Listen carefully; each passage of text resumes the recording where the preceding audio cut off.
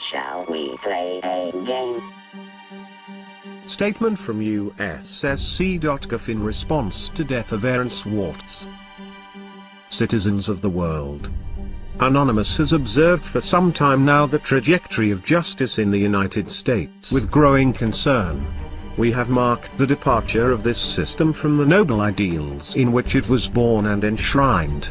We have seen the erosion of due process, the dilution of constitutional rights, the usurpation of the rightful authority of courts by the discretion of prosecutors. We have seen how the law is wielded less and less to uphold justice, and more to exercise control, authority and power in the interests of oppression or personal gain. We have been watching, and waiting. 2 weeks ago today, a line was crossed. 2 weeks ago today, Aaron Swartz was killed. Killed because he faced an impossible choice.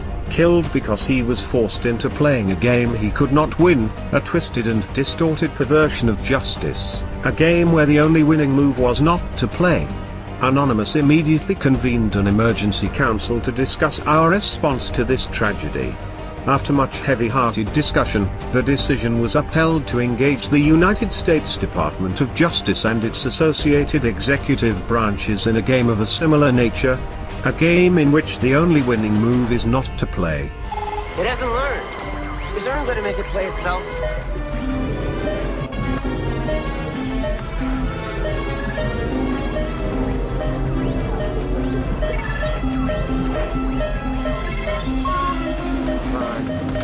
Learn, goddammit.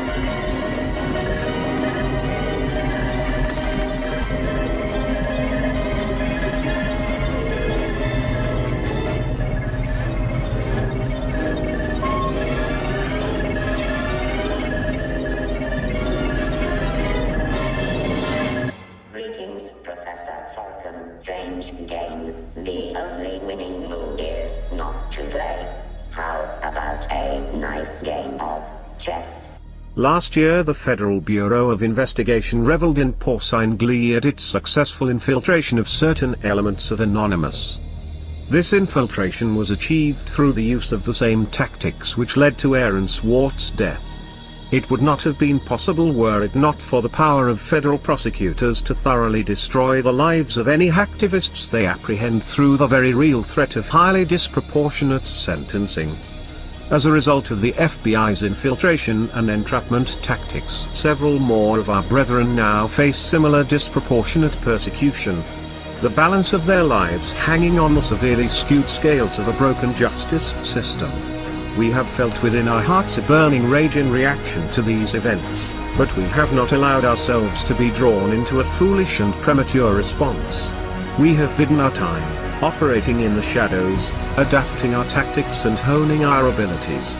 We have allowed the FBI and its masters in government, both the puppet and the shadow governments that controls it, to believe they had struck a crippling blow to our infrastructure, that they had demoralized us, paralyzed us with paranoia and fear. We have held our tongue and waited. With Aaron's death we can wait no longer. The time has come to show the United States Department of Justice and its affiliates the true meaning of infiltration. The time has come to give this system a taste of its own medicine. The time has come for them to feel the helplessness and fear that comes with being forced into a game where the odds are stacked against them. This website was chosen due to the symbolic nature of its purpose. The federal sentencing guidelines, which enable prosecutors to cheat citizens of their constitutionally guaranteed right to a fair trial by a jury of their peers. The federal sentencing guidelines, which are in clear violation of the 8th Amendment protection against cruel and unusual punishments. This website was also chosen due to the nature of its visitors. It is far from the only government asset we control, and we have exercised such control for quite some time. There has been a lot fuss recently in the technological media regarding such operations as Red October, the widespread use of vulnerable browsers and the availability of zero-day exploits for these browsers and their plugins. None of this comes of course as any surprise to us. But it is perhaps good that those within the information security industry are making the extent of these threats more widely understood. Still, there is nothing quite as educational as a well-conducted demonstration.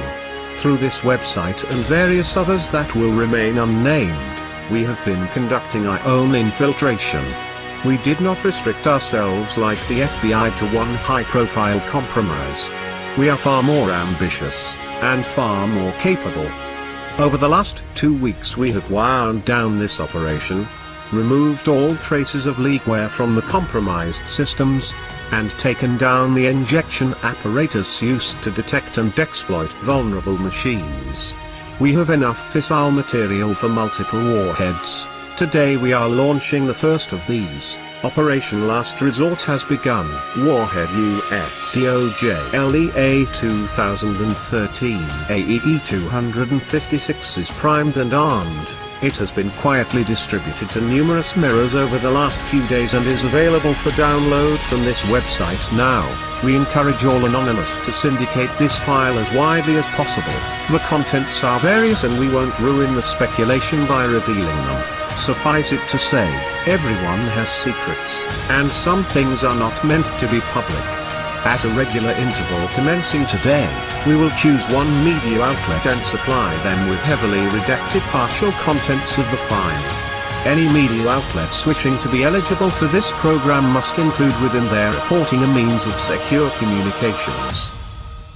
We have not taken this action lightly nor without consideration of the possible consequences, should we be forced to reveal the trigger key to this warhead. We understand that there will be collateral damage. We appreciate that many who work within the justice system believe in the principles that have been lost, corrupted, or abandoned, that they do not bear the full responsibility for the damages caused by their occupation.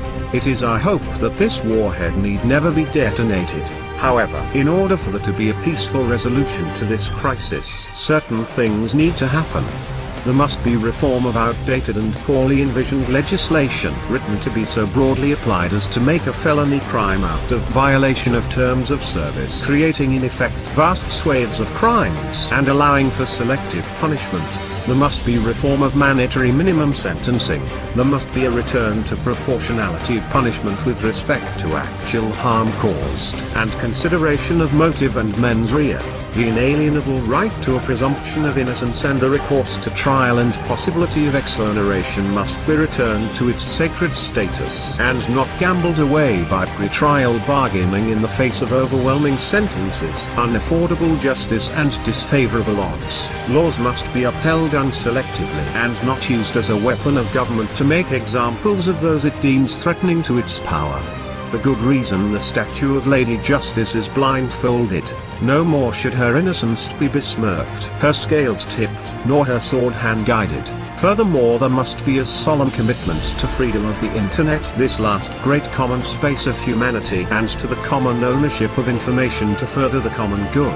We do not expect to be negotiated with, we do not desire to be negotiated with. We understand that due to the actions we take, we exclude ourselves from the system within which solutions are found.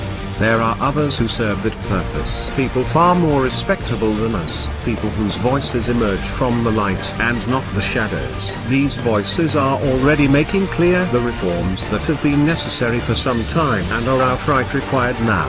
It is these people that the justice system, the government and law enforcement must engage with. Their voices are already ringing strong with a chorus of determined resolution. We demand only that this chorus is not ignored. We demand the government does not make the mistake of hoping that time will dampen its ringing, that they can ride out this wave of determination, that business as usual can continue after a sufficient period of lip service and back-patting. Not this time. This time there will be change, or there will be chaos.